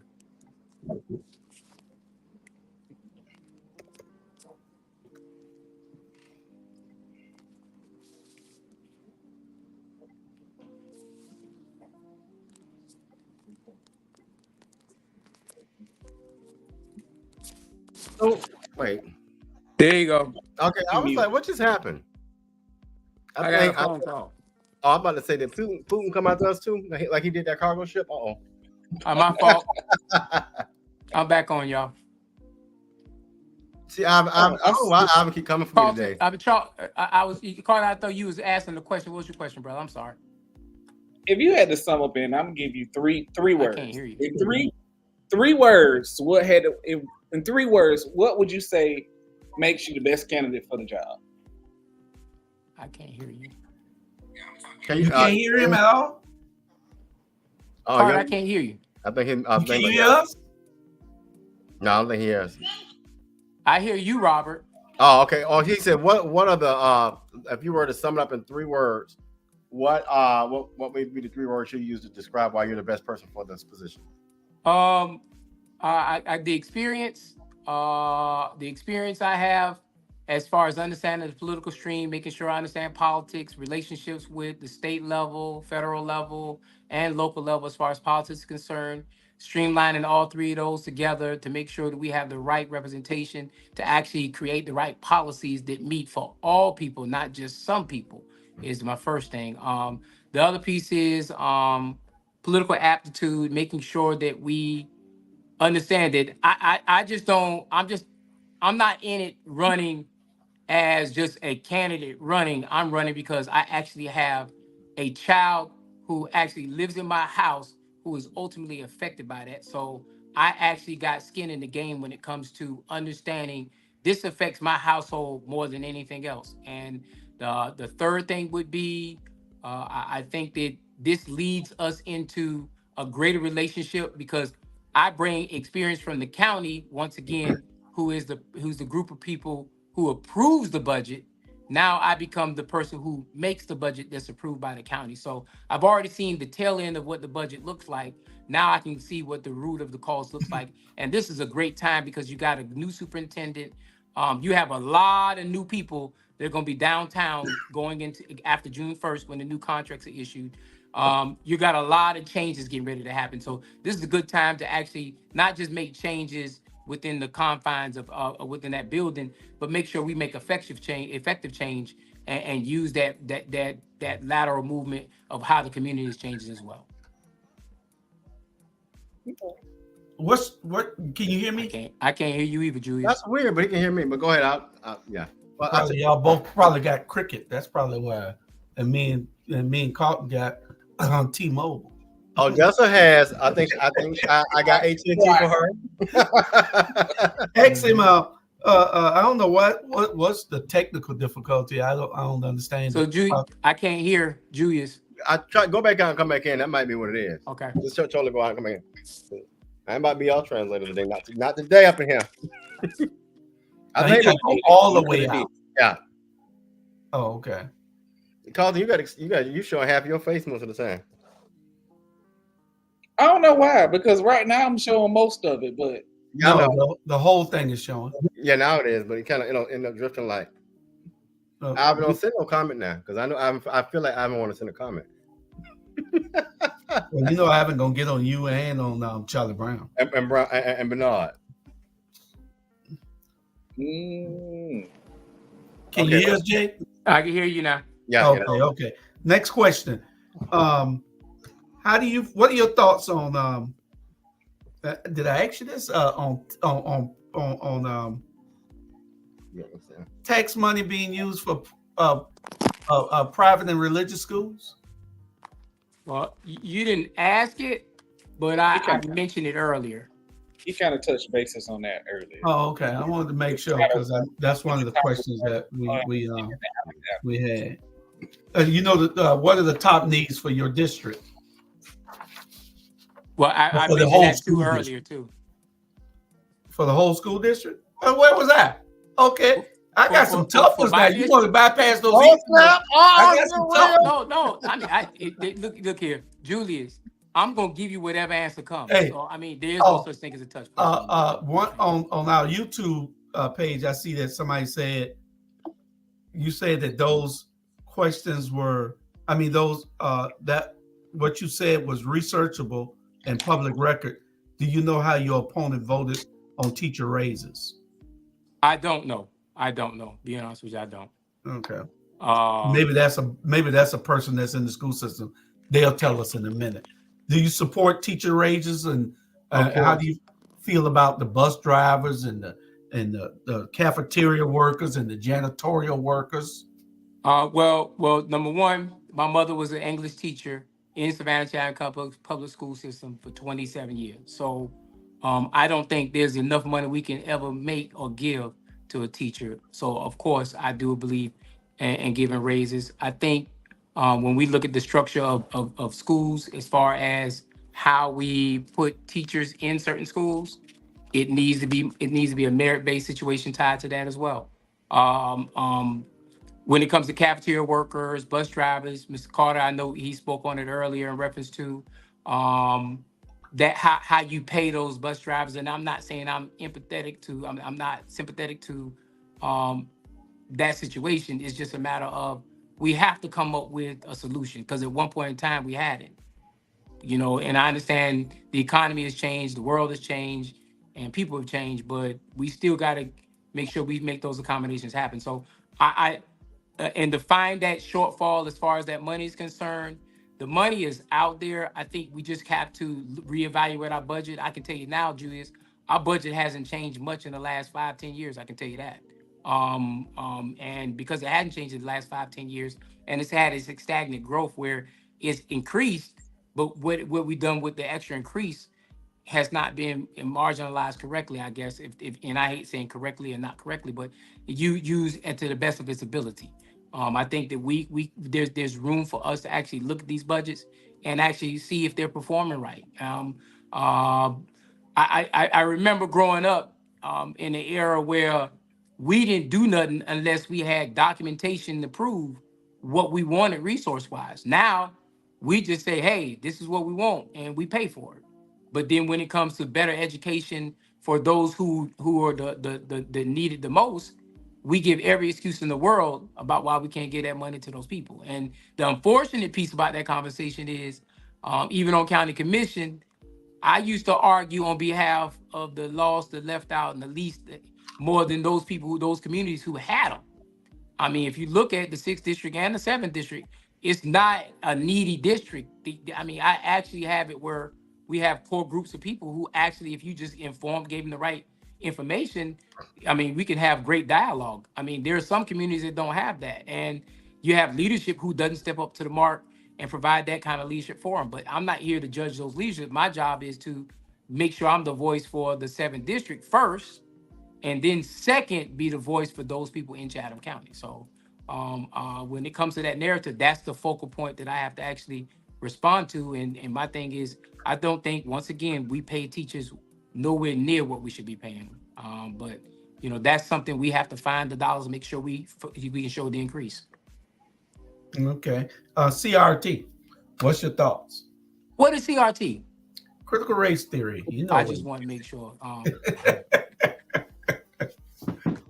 Well, critical race theory come out of the school system. I mean, not the college system. So, I mean, critical race theory was just the term they used to actually quantify whether racism should or shouldn't exist in certain accolades. I personally don't believe in going to give energy to critical race theory as far as things are concerned. I think that we need to teach in February. We need to teach Black History Month. In March, we need to teach Women's Appreciation Month. We need to teach it as we do in society. We need to understand. Everybody needs to understand that we just don't need to know history of American history where George Washington put the flag in the boat. We need to learn the history of 1865. We got Emancipation Proclamation as well. So we need to know all our histories, all the way to civil rights and where we come from, because the fastest way to keep society from growing, or the fastest way to keep a core group bound by the other group, is to make sure that they don't understand, and they don't understand that they can do better, they can do right. I fight my own child in my own house. I try to say, hey man, you may not want to be an entrepreneur, but you're gonna learn how to be an entrepreneur. So when you get to that age, if you don't choose to be an entrepreneur, you can't say I didn't instill it in you. All you can say is you chose not to do it. Mm-hmm. And so it's the same conversation when we talk about critical race theory. We have to make sure that we're equal in all the conversations we're having about all the people in our society. And we also can't look at it from a national perspective, because if you look at Chatham County is 42% African American, 52% in the city of Savannah. So you have a heavy African American population.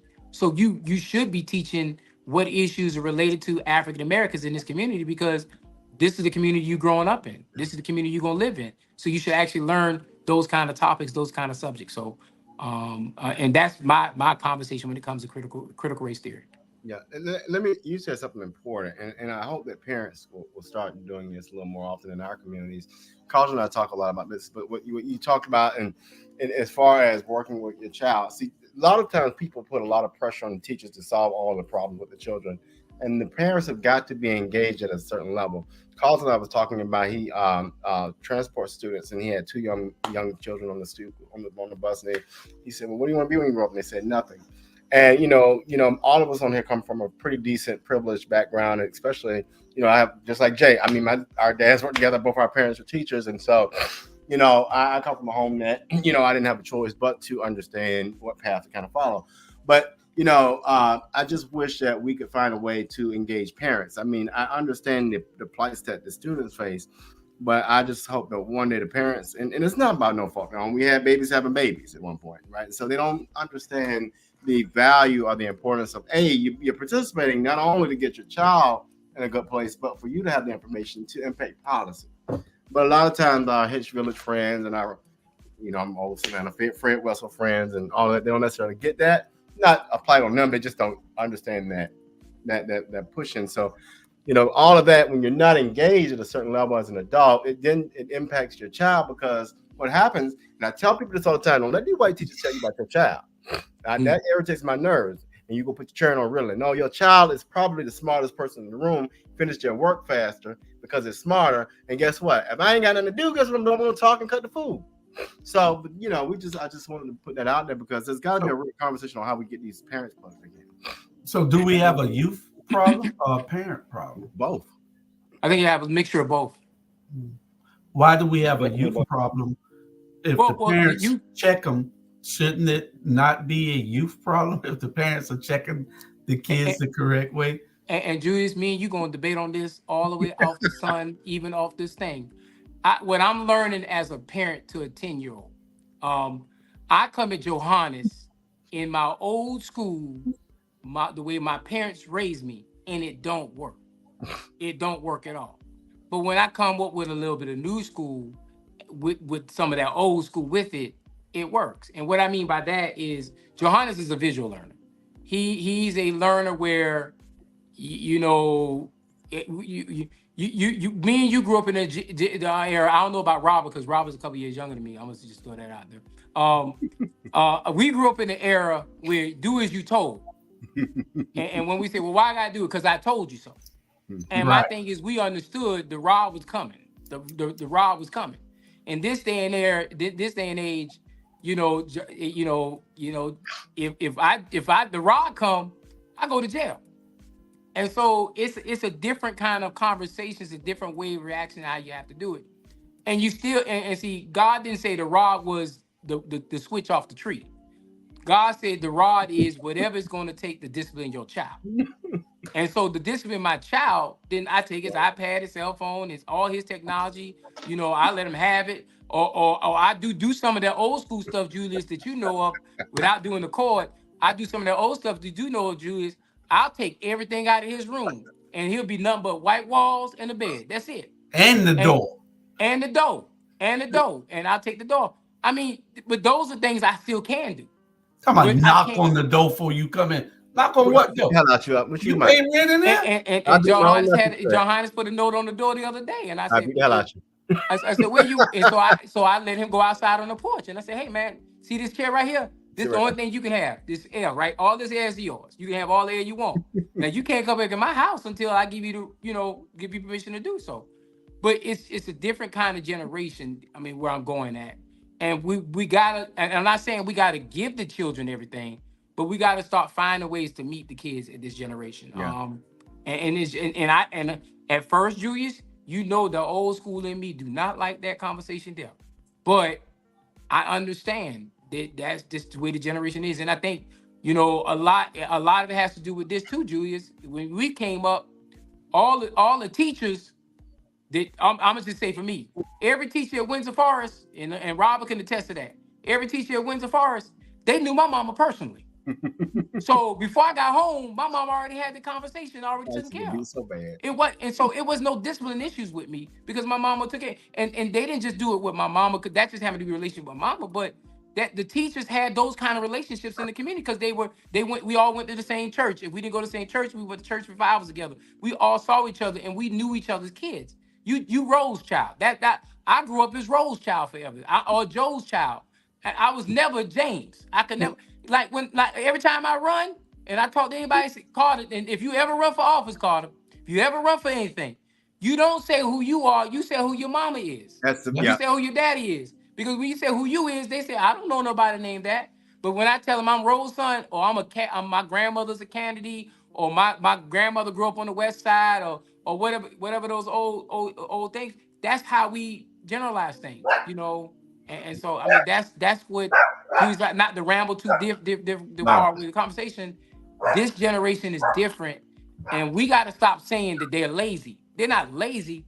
They just do think they make money in a different way, or they think in a different way than we do. Yeah, we got to they're start wired. acknowledging those ways. They're wired differently. But Correct. my thing is, we have a declining enrollment across the nation of students into the schools. Students are going to school when they feel like, and I know part of it is the parents having to go to work and leaving the kids there to go out and go to school, catch the bus on their own. And some I got kids that not my kids. I'm talking about mentoring kids that live in my community out here. I got 8-10 boys out here, and they call me at various times. They done overslept, and I got to get up and take them to school, because their mom done gone to work. The dad ain't there. The mom done gone to work. Mm-hmm. So I get up and I go take them to school. Ask my wife. I get up all the time and take these kids to school. They done overslept because they're working. They're 16, 17, 18 years old, and they work at McDonald's till 11 o'clock at night. That's real. Then they coming home, and then they on their phones talking to their little girlfriends or boyfriends or whatever for hours.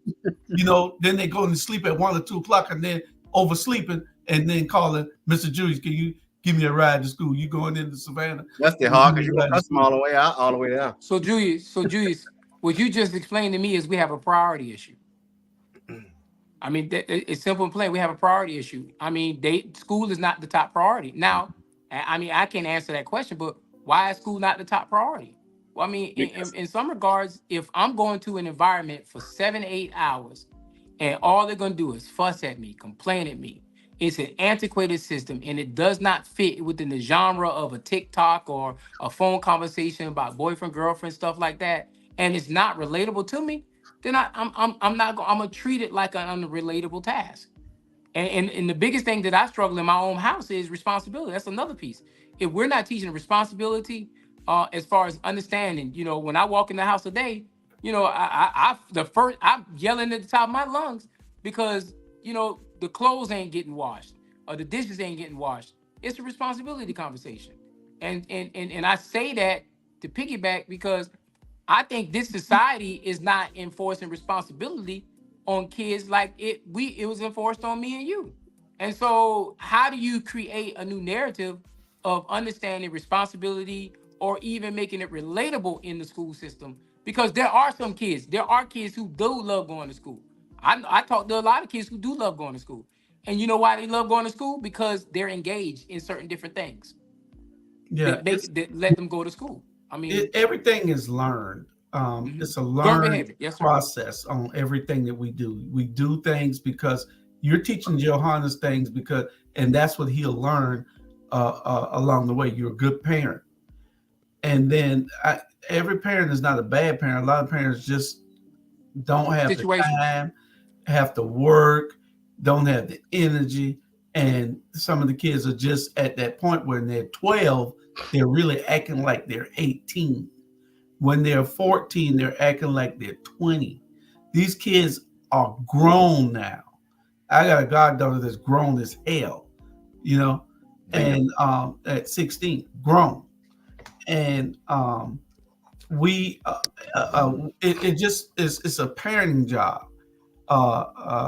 And sometimes we don't want to do what is necessary to make these kids do what they need to do because we're scared of the kids. And that old where is it? Let me see if I can get it. We have an old what her name was, Dr. Hare, Robert. Who? I don't think I got it on here no more. I took it off with Dr. Hare. No, it was on the Rabble, I believe. It was on the Rabble with Dr. Julia Hare. You remember what she had with the school? The kids are scared of this, and I remember. Yeah. She said it at the NAACP about 10 years ago. About 10 years ago, she recently I remember. passed. She said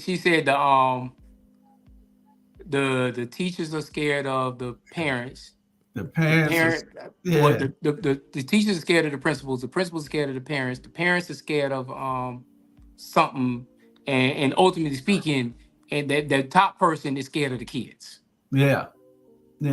And the kids I ain't remember scared of that. no damn body. And the kids ain't scared of a damn soul. But I'm gonna tell y'all this: there are educators. Hold on, there are educators out there like, and I'm gonna give you a good one, Dr. Pat Harris. You know Pat Harris. You got teachers like that who truly are engaged, who have a presence, and who would jack all of y'all up. And so I think if we had, everybody don't have that personality. Dr. Green, Miss Green and Miss Hines, all of them. When you went to Windsor, you weren't about to be playing around acting all the fool, because them black teachers going. Don't forget Miss Davis. Miss Davis, all them Deltas. I wish you would run up on a Delta teacher, man. Please. Boy. Carter, you had something? I tell them, sure, I ain't scared of none of y'all. I said, if y'all ready, we can pull this bus over whenever we can handle this. Whenever you ready, just let me know. and Julius, I taught school. I taught school I taught at Jenkins back in 2000 when I first got here in 2006, 2007. And my thing is, Julius, I didn't have attendance problems. I didn't have issues. You know why? Because genuinely speaking, I showed I cared. And I think a lot of it, and I don't want to get to the weeds of it, a lot of it is educators don't care as much as they did when I was in school. They had community investment. It was a part of an investment. And I'm not knocking the teachers we have, and I'm not saying all teachers don't care. So I want that clear too. But it was an investment. Like I said before, that same Irene Hines who was on the board, that was my ninth grade biology teacher at Windsor Forest High School. And when you came in that class late, she clowned you. She gave you the business. And we all understood it to be caring, all to be joyful and friendly. But we all felt bad disappointing them. Yeah. Kids don't feel bad disappointing teachers nowadays. And the system has done everything to cater to the kids. Yeah. Because it's now the system. Julius, it's a system now where you ain't got to do none of your work the whole school year. In the very last week of school, you can do all these tests on the computer and you still get the same grades if you did it every single week. We're creating a system, and this is not just Chatham County, but this is the United States wide. We're creating a system that pacifies and allows kids to get away with, and then these kids become adults, and then society is affected by what we have created.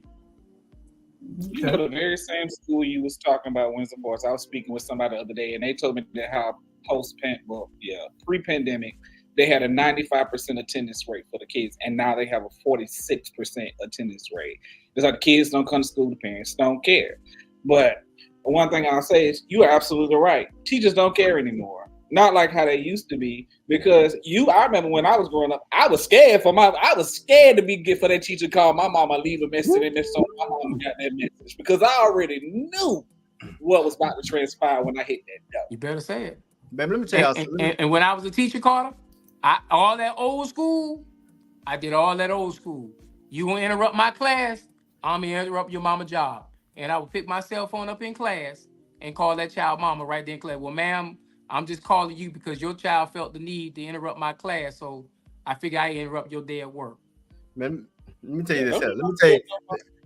Let me tell you how well disciplined I was. Jay, just saying about your mom. Our parents being teachers. Both was the same. My mom was a teacher, so by the time I got to third grade, I was so well behaved that Miss Singleton, y'all know Shalana Singleton, her mom taught me third grade. She said, I already talked to your mama. She opened her desk. She said, this paddle right here got your name on it, and she told me I have permission to do it. That's just how well behaved I was. And then we'll come home and get told Carlton. But the kids now, when they call, they don't. You ain't got to call them. By the time you done said something to them, they done called their mama. And I'd be like, I don't care if you call your mom. He said, I gotta get out here, blood. Mama, he up here yet. I never forget. I was a child called their mom. I said something off the wall. To the child, and the child hadn't called their mom. And I was like, personally, I don't care if you call your mom. I said, your mom, we on the same page. Your mama with it, I'm with it too. And that's what we need. We need strong-willed people who wants to pour into these kids' life. See, most people would just say, "Oh, I'm not getting involved. I don't care. I'm not going to," And I don't agree with a teacher slamming a kid. No, I don't agree with a teacher bulldogging a kid. I don't agree with it. But I don't mind a teacher whipping a kid, but I don't mind. I don't mind a teacher jacking a kid up. I don't mind. They say they don't supposed to touch them. No, sometimes you got to touch these little rascals. Yeah, well, sometimes you got to. Well, I hear you, but those are conversations that don't need to be public conversation. And no. Same problem. The problem with that now is you got cell phones, and that's the minute something transpire, cell phones come out, and we just live in a different society now. I'm gonna tell them the class. All right, if y'all gonna tape this, tape it from the beginning now, because when you get out of line, I'm for the knock a little ass out. Right. Well, I'm gonna ask you a question. How many discipline problems you think happen over at early college or at early college or Savannah Arts Academy? How many discipline issues have at Tybee Allen Maritime School? 0 to 1. Why? Why? I'm gonna say not a lot because those kids can get easily booted back to their home schools if they. There you go. It's a zero tolerance. Zero tolerance. So basically, if you have any discipline issues, you get zero tolerance. Now, why hasn't enough people raised that notion to say, okay, these schools don't have any discipline issues, and if you don't know this, Savannah Arts Academy is top 10 in the state of Georgia. So they don't have no issue, and they're allowed to do that. They also, guess what they don't have, Mr. Carter? They don't have sports. They've also took it where basketball's not over there, football's not over there. It's specific sports not over there. I wonder why those sports aren't over there versus they have lacrosse, they have other sports that are over there. Why is that? Because we as a people, POCs, usually don't participate in those sports. So it keeps us for the ones who that's the particular sport. They have to go to another school where it's predominant. Because you are absolutely right. A lot of those sports are the big two aren't there. The big two. And you know what they'll tell you? The reason why they're not there is because we don't have enough kids that quote unquote want to participate in those programs. So that's why we don't have those programs, because they have a recreation budget, and they don't want to waste the recreation budget on the potential they don't have kids. But Savannah Arts Academy has never opened it up to the point where we want to have better enrollment and we want to incorporate all the kids who are smart kids across the board to be able to go into the system. Nah, they're handpicked. They're handpicked from the system to go in that school. And so it's streamlined as a filter, but they won't talk about it as a filter, as a guaranteed filter to make sure they keep certain elements out of it. And that's all I ask for. Savannah, my thing is, watch this, brother. We ain't got to bust nobody out to New Hampstead if you go ahead and put an engineering program out there or a logistics program out there. You ain't got to bust it out there. Because you got enough territory. When you build these schools in these rural parts of the county, then guess what? You build it where you can also put a tech corridor tied to it or a engineering corridor tied to it. But right now, how a system is built, if my child wants to go and be an engineer, I gotta drive him into Jenkins High School from Pooler, and that's my conversation from earlier. It's not that if that's the alleviate conversation when you don't want to do busing, then let's create programs where the IB program, Carter, the IB program, for example, you realize Division I schools only recruit IB kids, like UNC Chapel Hill or Georgia Tech. Not most of their kids are IB students. So if they're IB students, Johnson and Windsor are the only two IB schools that I know of. My child has to go across town to be able to be IB and that IB conversation. It's funny that you mentioned that because I can remember I was at a particular meeting and one of the other board members, it was like a couple of years ago, brought up the fact of, hey, we got this school here with this, and they wanted, it was about the bus, I think it was after the bus got taken away, and then they wanted to expand from moving program from just because it's located at this school, why can't we put it at this school or this school or this school, so we don't have this issue. And it was like immediately shot down because I remember at a point in time, especially like Woodville Tompkins. Woodville Tompkins was the topical school. Now, it was like they build they wanted to make another school like Woodville Tompkins because at one point in time Woodville Tompkins was top 10 schools in the nation because they had a 100% graduation rate.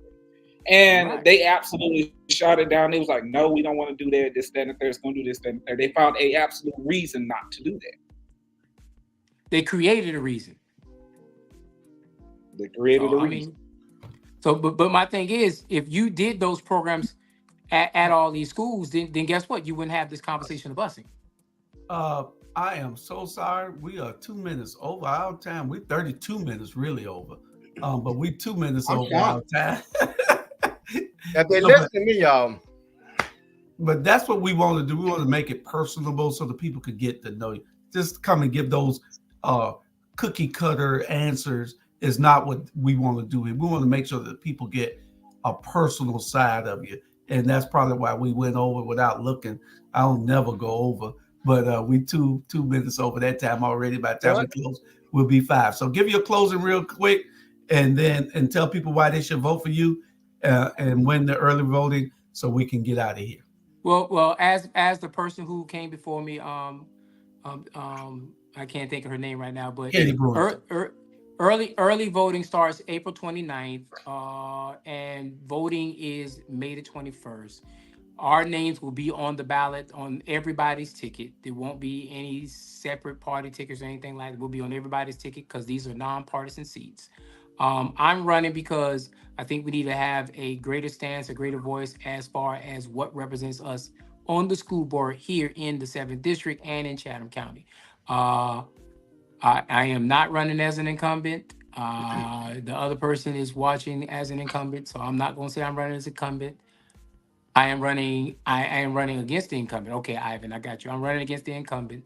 But I'm not even going to give him incumbent status because he's been missing in action for the last 8 years, as far as I'm concerned. So it's time for change.